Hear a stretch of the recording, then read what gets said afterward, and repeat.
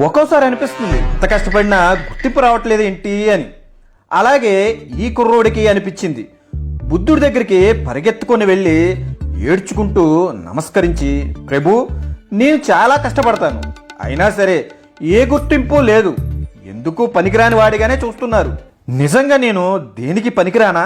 అప్పుడు బుద్ధుడు భూమిలోంచి ఒక రాయిని తీసి ఆ కుర్రోడి చేతిలో పెట్టి, ఇదిగో ఈ రాయిని బజారుకి తీసుకువెళ్ళి అమ్మవద్దు, దీనికి ఎంత వేల కడతారో అడిగి చూడు. అలాగే అని ఆ కుర్రోడు ఆ రాయిని తీసుకుని బజారుకి వెళ్తాడు. ఒకడు, ఇదా, దీనికి ₹1 ఎక్కువ. ఇంకొకడు, దేనికి పనికిరాని రాయి, ఈ రాయిని ఎవడు కొంటాడు? అదే విషయం ఆ కుర్రోడు బుద్ధుడికి వచ్చి చెప్తాడు. అప్పుడు బుద్ధుడు చిరునవ్వు నవ్వి, సరే ఈసారి స్వర్ణకారుడి దగ్గరికి తీసుకువెళ్ళి అలాగే అడుగు అని చెప్తారు. అలాగే ఆ కుర్రోడు ఆ రాయిని తీసుకుని వెళ్ళి ఆ స్వర్ణకారుడికి చూపిస్తాడు.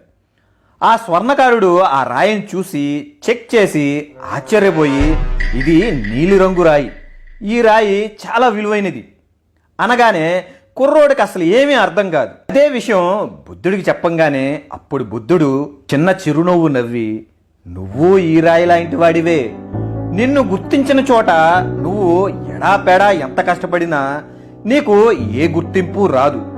తెలివిగా ఎక్కడైతే నీ కష్టాన్ని గుర్తిస్తారో తెలుసుకొని ఆ చోట కష్టపడితే నీకు గుర్తింపు, నీ విలువ వేరే స్థాయిలో ఉంటుంది. ఈ కథలోని సారాంశం మీకు అర్థమైంది అనుకుంటున్నాను.